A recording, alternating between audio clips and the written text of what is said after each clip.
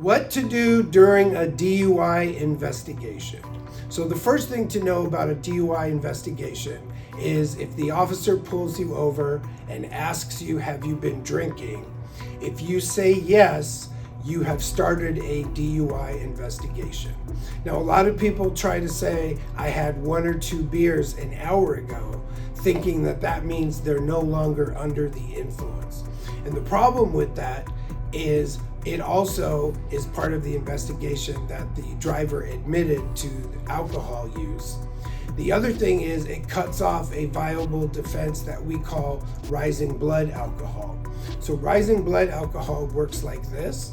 Whenever you have a drink, your alcohol level increases with each drink that you have, but it's a curve, and then you reach a plateau, and then you start to eliminate. When you eliminate, it's a straight line.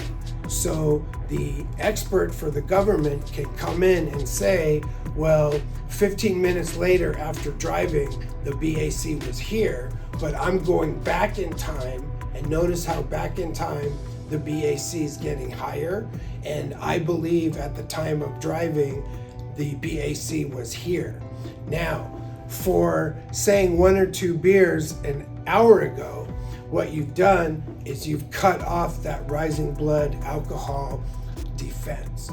Now, when you're arrested for DUI, the officer sometimes will confiscate your driver's license, and they'll give you a paper, we call it the admonition on your driver's license. Nobody reads it, but you should know that you have only 10 calendar days to request a DMV hearing to save your license. So if you fail to do so, your license will be suspended within 30 days of the arrest, and you'll get a notice in the mail.